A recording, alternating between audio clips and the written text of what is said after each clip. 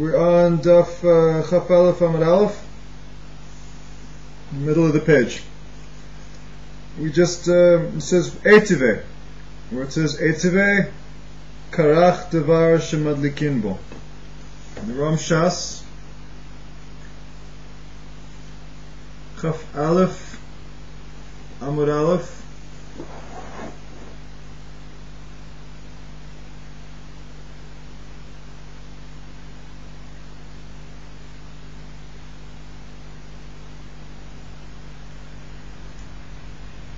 I'm trying to find the exact location on the page in the Ram Shas to make it easier for you, so please bear with me.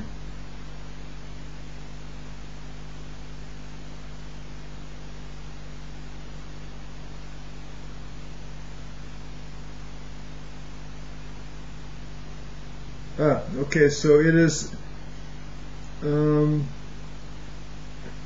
it's about,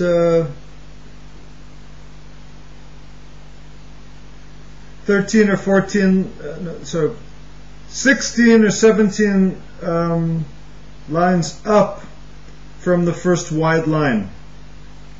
16 or 17 lines from the bottom of the narrow lines. The last word on the page is Eitive, and the first word on the next line is Karach Devar. So Eitive, Karach Devar shemadlikin bo, Al gabe devar she'en madlikin bo. En madlikin bo.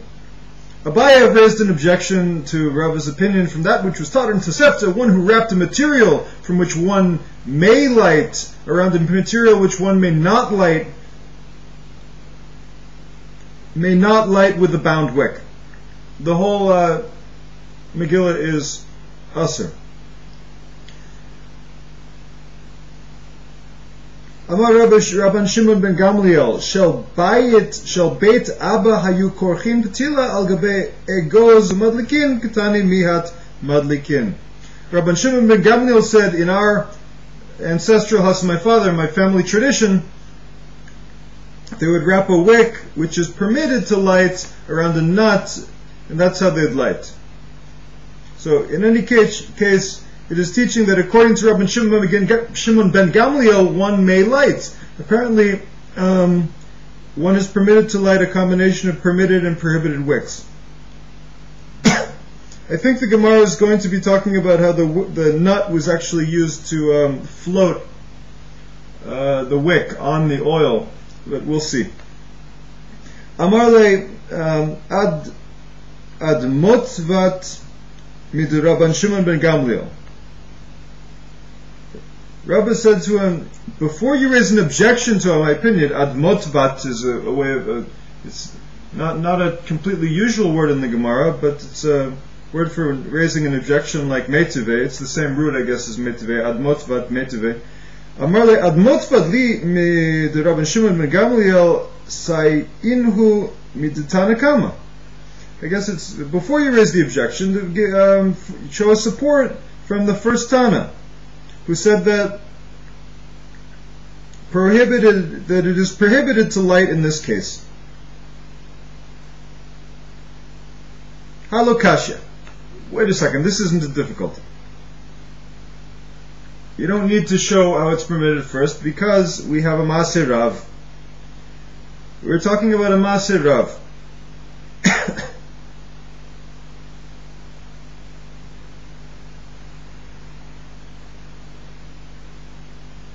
So Maaseh Rav is a practical, literally the action is great, but it's a practical precedent.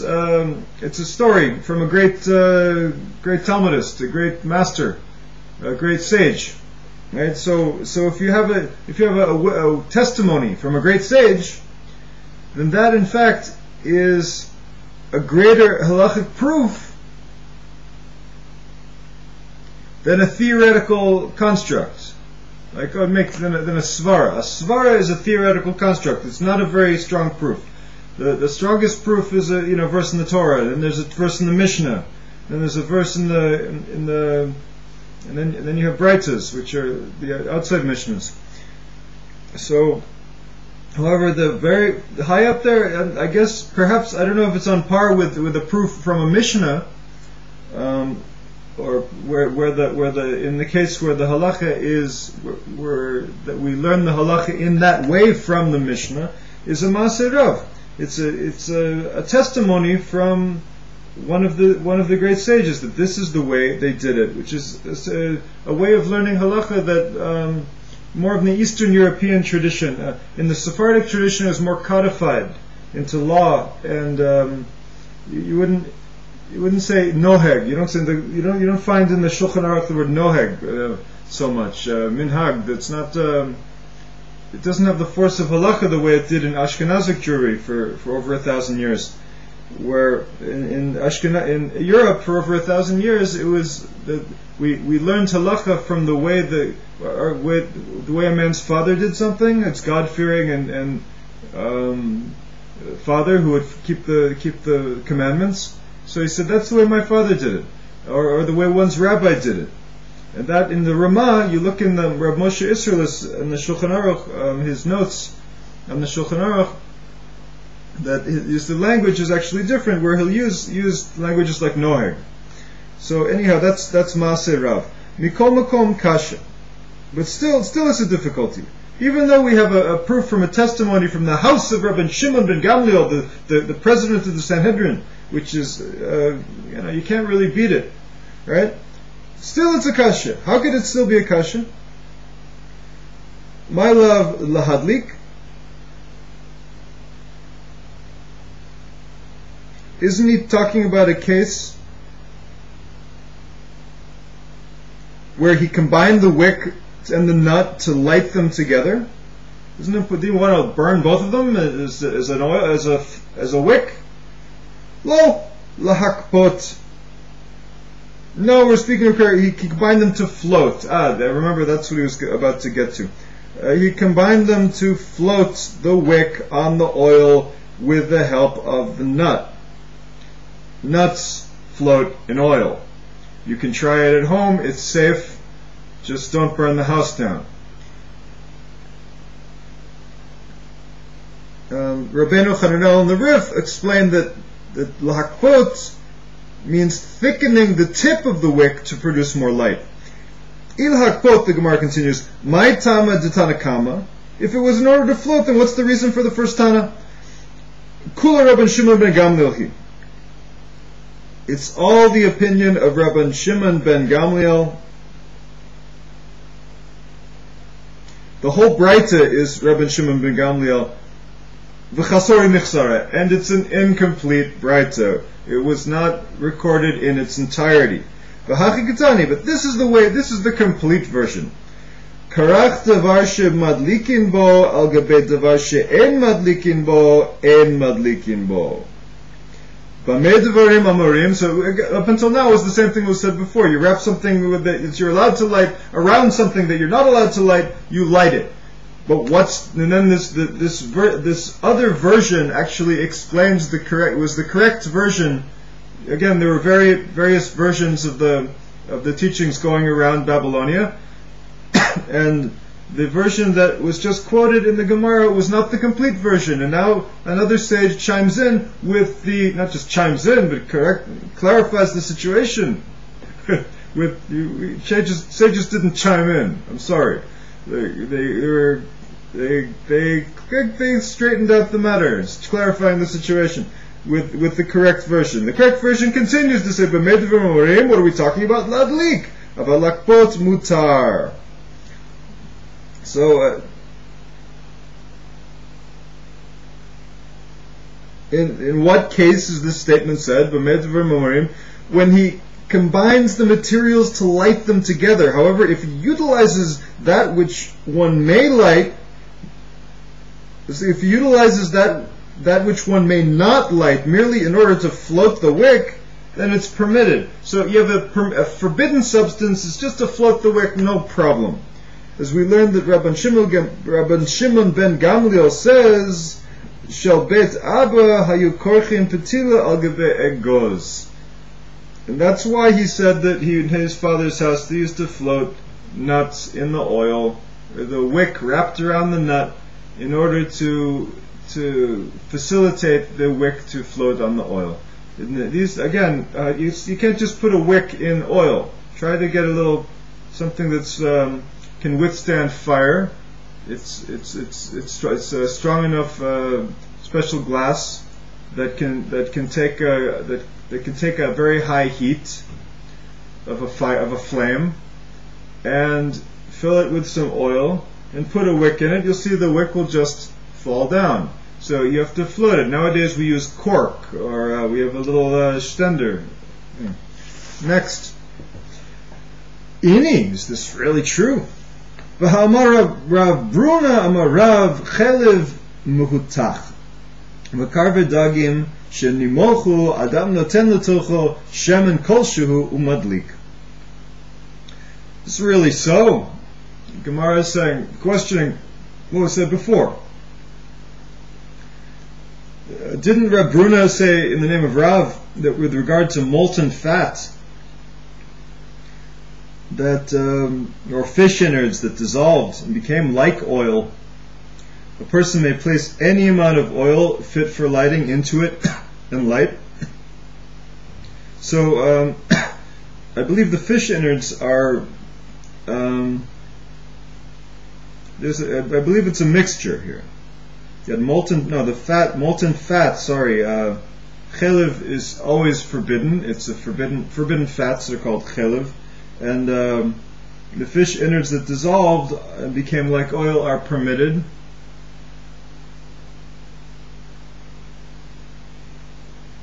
And so we have a statement from Rav that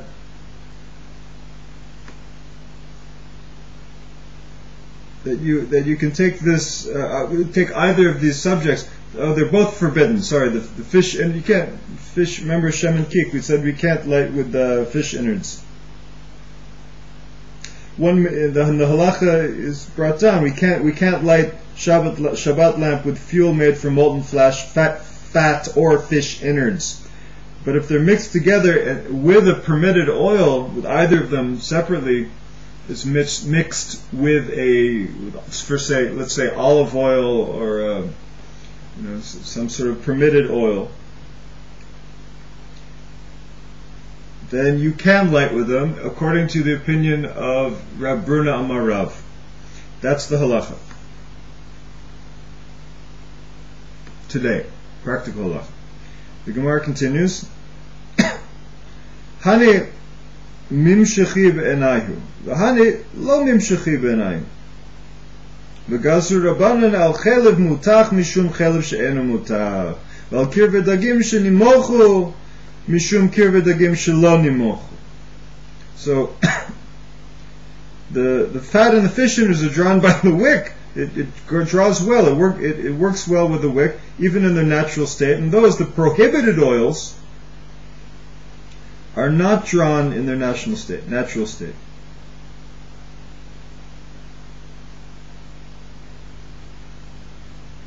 Didn't we say that molten fat and fish innards are forbidden?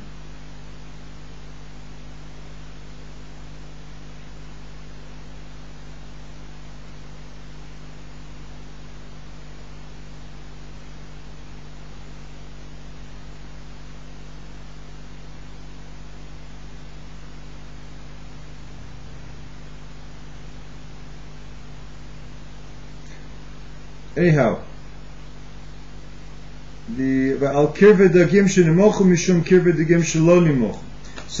made a gezerah about the dissolved fish innards due to undissolved fish innards. However, the sages did not issue a decree in a case where one added them to any amount of oil suitable for lighting and permitted to light with. So the Gemara asks, V'ligzor nami chelev mutach v'kirve dagim shenimochu shenatan l'tochan shemen mishum chelev mutach v'kirve dagim shenimochu shelo natan l'tochan shemen. Let them also make a decree to prohibit molten fat and dissolved fish innards, which you added oil to,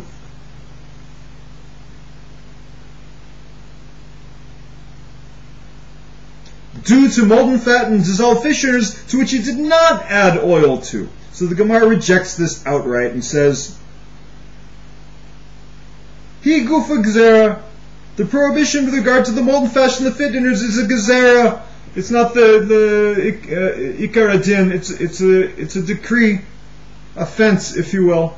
And we ve'ein nigzor ve'enan nekum v'nigzor gezerah ligzerah. And we're going to come and make a gezerah on the gezerah. No, there's a halachic principle that once the sages make a decree, it's not permitted to go make a decree around the decree, to be even more careful. So you make a fence, one fence around the Torah is enough. Thank you.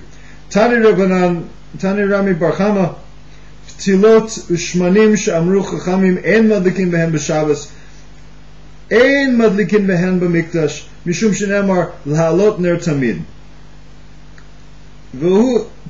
So Rabbi Bar Chama said in the Brisa, the wicks and the oils which the sages said you can't light them for Shabbos candles, you also can't use them in the temple for the lights in the temple, either because it's stated with regard to the menorah, and you should command the children of Israel they should bring unto you pure olive oil beaten for the light to cause the lamp to burn continually. Lalot ner tamid. And on this it is also taught V'ha'amarla kadesh shalhevet ola me'eleha. And the Braita also said this explanation. Rami Bar Chama taught the Braita, and he also said the explanation. What's the proof from the verse? One may interpret it homiletically. The requirement to light the menorah is so that the flame ascends of itself when it is kindled, and it may not ascend by means of something else, meaning adjusting the wick after it's lit.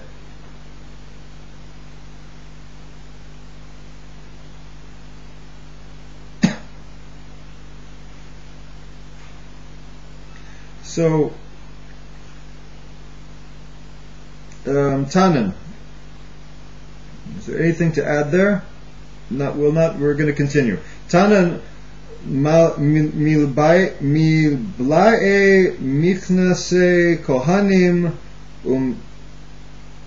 mehemyanehem hayu mafkiin umehen madlikin simchat beit hashova shining.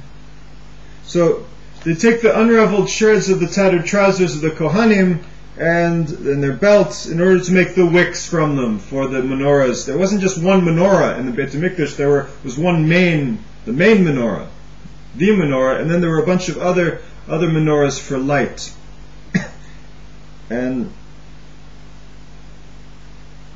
one of the things in the belts of the kohanim was actually tchelet, the sky blue dye, the wool dyed blue. Apparently one may light with a mixture that includes a wick that's unsuitable for lighting. That's the whole point here. So the Gemara answers that how could it be? So that's the question I was said before.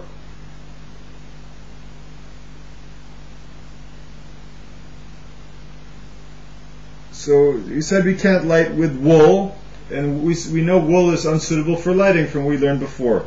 So if we had tchelet in the belts, so tchelet was sky blue wool, right? So how can you light from it? So the Gemara answers, Simchat Beit HaShorah Shiny, for the celebration of drawing the water is different, because in that celebration they didn't light the menorah. They lit special lanterns made specifically for that purpose, so they weren't so stringent. It wasn't about, they had other menorahs. Okay. Tashma, Zitani Rabbi Barma, Matana Bigde Kahuna Shebalu Mafki'in Otam. So, come in here a related question that from what Rabba Bar Matana taught, that the priestly garments that were tattered, they were worn out, they would unravel them into threads for which they would make the wicks for the temple.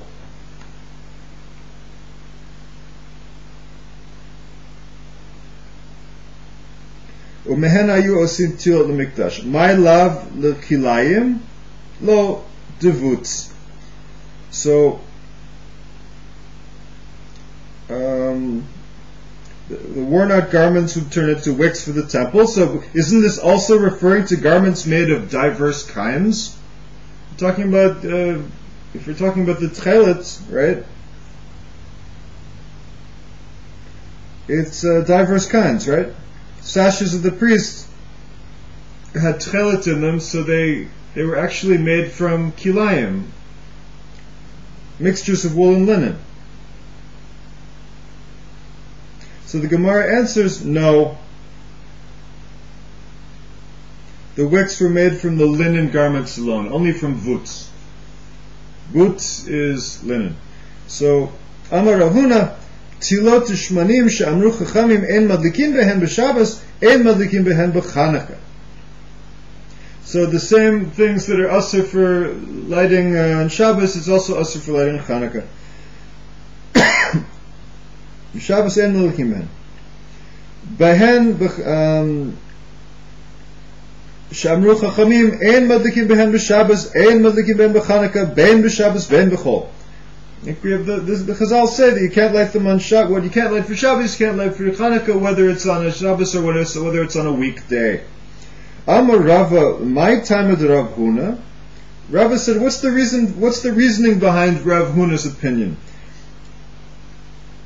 Kasavar, Rav Huna is holding Kavta Zakukla. He holds that if the Hanukkah light becomes extinguished, even though it's lit, if it's property, even though it's lit properly,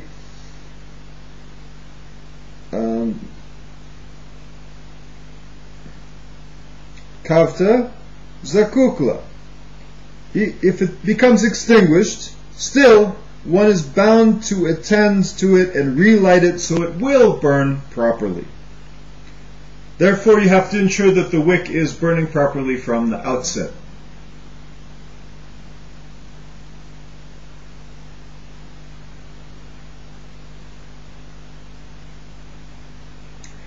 The whole statement of Rav Huna is the time of the Rav Huna Kasavar Kavta. The explanation of Rav Huna is Kavta Zakukla umutar lishtamesh laora. If it went out and you needed it, if it went out but it was lit properly and you still needed it, then it's permitted to use its light during the week. In other words, we'll read it again. He holds that if Hanukkah light becomes extinguished, even though one lit it properly, one is bound to attend to it and relight it so it will burn properly. Therefore, one must ensure that the wick burns properly from the outset. And using the light of the Hanukkah lamp is permitted during the week, right? So consequently, in order to prevent one from inadvertently sinning on Shabbos, he has to ensure that from the outset that the wick is going to burn well, unless he comes to adjust the flame on Shabbos. But these wicks and oils, they didn't burn well at all. So what did he do? So Amar Rav Chisda Amar, Madlikin behen v'chol avalo b'Shabbos kasavar kavta en zakukla. So Rav Chisda said the same oils and wicks with which the sages prohibited to light on Shabbos, one may light with them on Hanukkah during the week, but not on Shabbos. He holds that if the Hanukkah light is extinguished, one is not bound to attend to it. Therefore, there's no reason to make certain from the outset that to light it with materials that burn well, and even if it is extinguished, he's not required to relight it.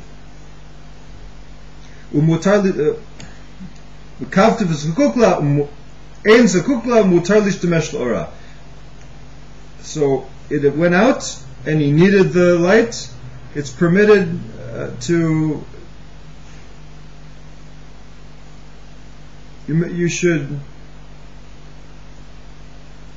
he's not required to relight it, however, it's permitted to use the light. As a result, wait a second, it went out. How do you use its light?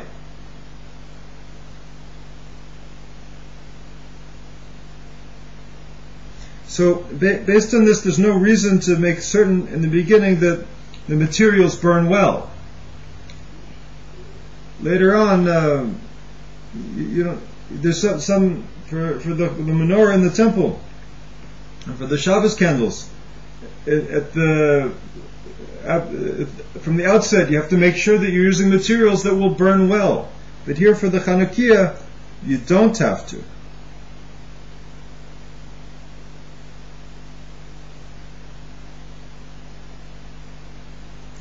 So, okay, I see what we're saying here.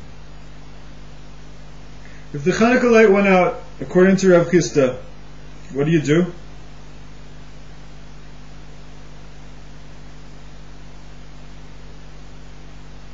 If it's not Shabbos, you just relight it. Correctly? Correct? Yes.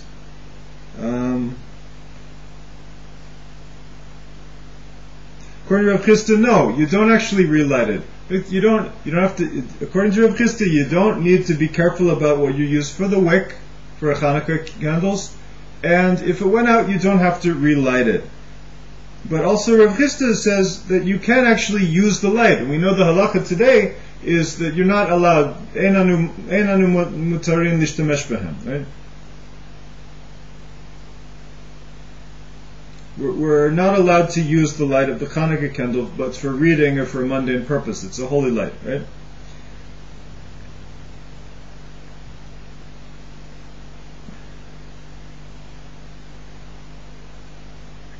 So if Rav Chisda says it's permitted to use the light, then he has to ensure that the wick burns well on Shabbos.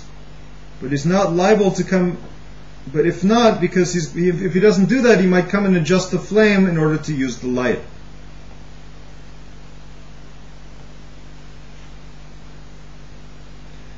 And there's a third opinion here. Amar Rabbi Zera, Amar Rav Matana, Amrela, Amar Rabbi Zera, Amar Rav Petilot Ushmanim She'amru Chachamim Ein Madlikin Behen B'Shabbos, Madlikin Behen B'Chanukah, Behen B'Chol, Behen B'Shabbos. Amar Rabbi. So that's the third opinion. And it says it's either a teaching from Rav or a teaching from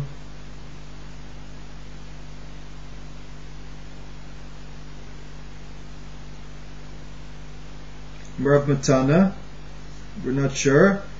But the teaching is that the wicks and oils with which the sages said one may not light on Shabbos, one may nevertheless light with them on Hanukkah, both during the week and on Shabbos.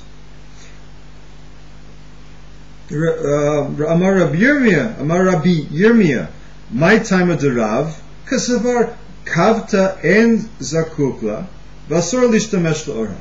Because Rabbi Yirmiyah said, what's Rav's reasoning here? He holds that if it's extinguished, one is not bound to attend to it and relight it. And furthermore, it's prohibited to use its lights. Therefore, even on Shabbos, there's no concern lest he comes to adjust the wick, and it's prohibited to use the light.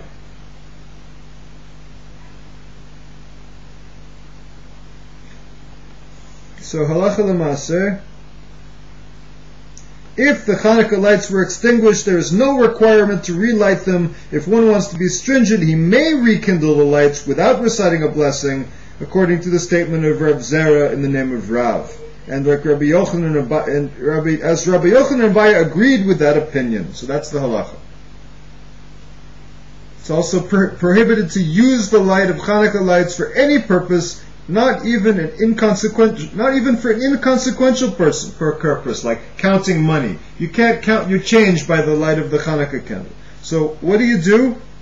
If you happen to be in the window, you just make sure there's a light in the room on, so you're using the room light. If there's no other light in the room, and only light you have is the Hanukkah lights, you cannot use a mundane purpose.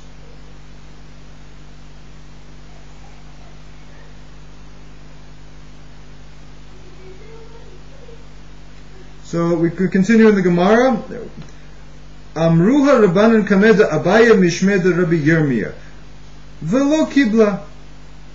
The sages said the halacha before Abaya in the name of Rabbi Yirmiyah, and he did not accept it. Ki ata Ravin, then Ravin came from the land of Israel.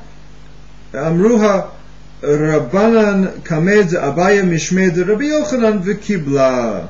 So when Ravin came to Babylonia from Israel, the sages said this halacha before Abaya in the name of Rabbi Yochanan, and he did accept it.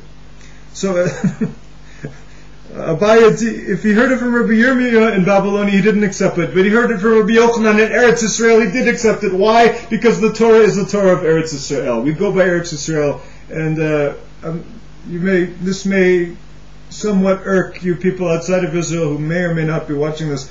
If you're not watching this, of course, it won't irk you. You might have heard of it, but you go by the rabbis of Israel. The rabbis of Israel are the leaders of the Ki Mitzion Tetzeh Torah Devar Hashem Yerushalayim.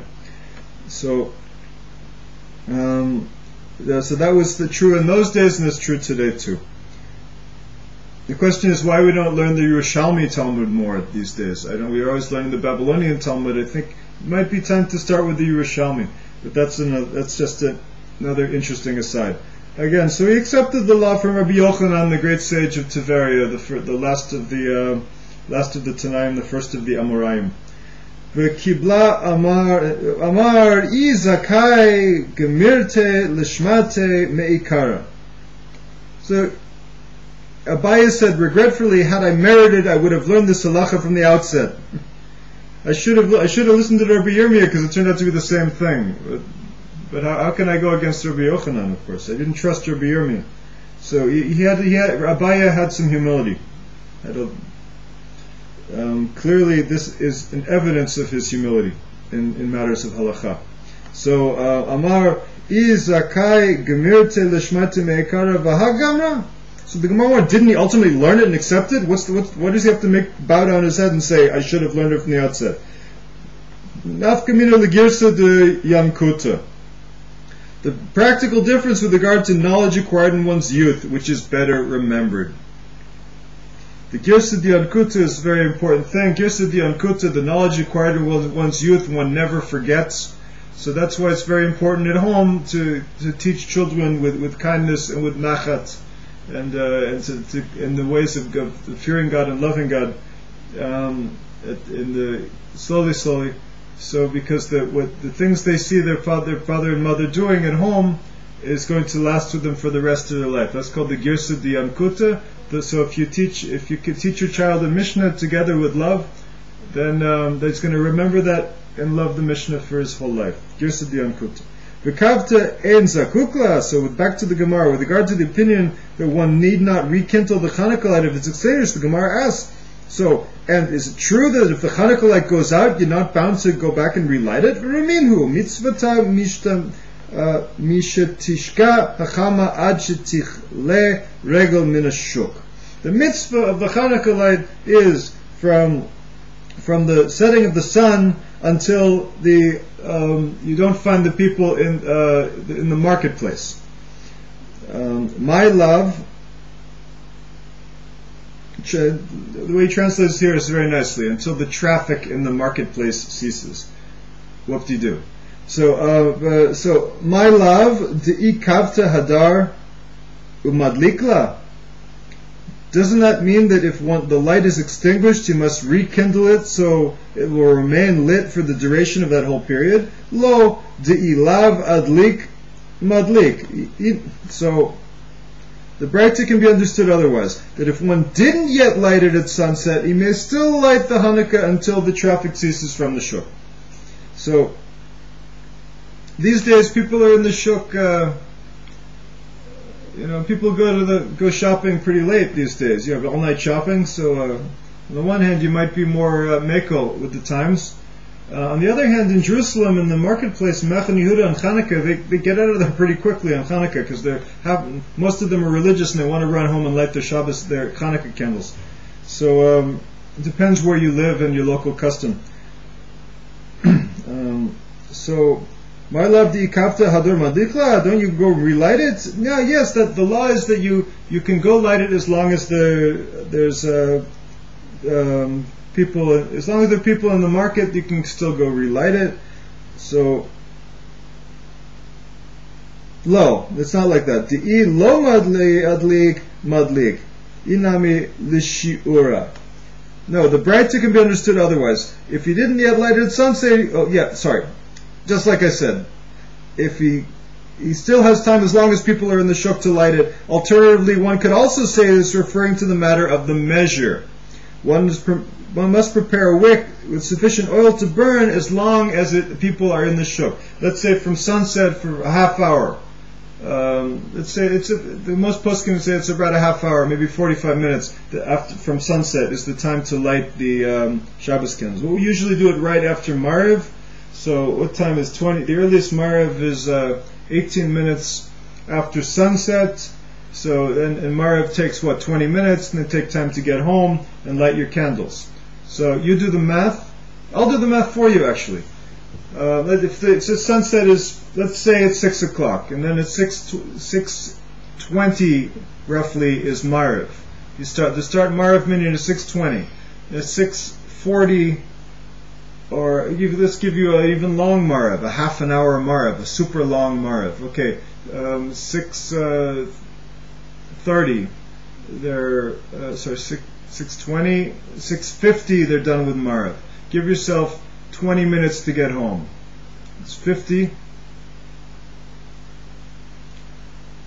7:10. So we have an hour and 10 minutes in a reasonable situation. Giving some time, right?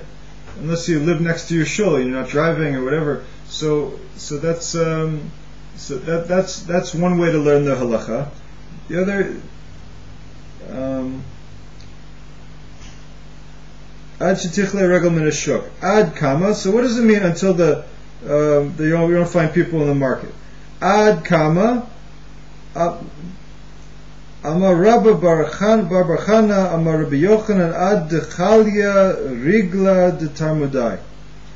So, back to the thing. Of an hour, so you might need. So if Ad Tichle Regel min hashuk means sunset until a half an hour, or sunset till, like I just calculated, an hour and 10 minutes. You're going to need that much oil if you light your Hanukkah candles with oil to light for that long. So assume. So these little candles, the wax candles, they usually they last for about 20, 30, at best 30 minutes, depending on the candles you get. Depending on what your budget is, olive oil is expensive. How much olive oil you can get. There's cheap olive oil for lighting that's not for eating that you could use more for. So anyhow, again, ad tichla regel min hashuk, until the traffic in the marketplace ceases. Mentioned here, the Gemara asks until when exactly is that time. So Rabba Bar Chana said that Rabbi Yochanan said until the traffic of the people of Tadmor ceases. They sold kindling wood and remained in the marketplace later than ever. These were the wood sellers, right? People who discovered at sunset that they had exhausted their wood supply could purchase wood from them. So it's a little longer. And with this, we're going to pause.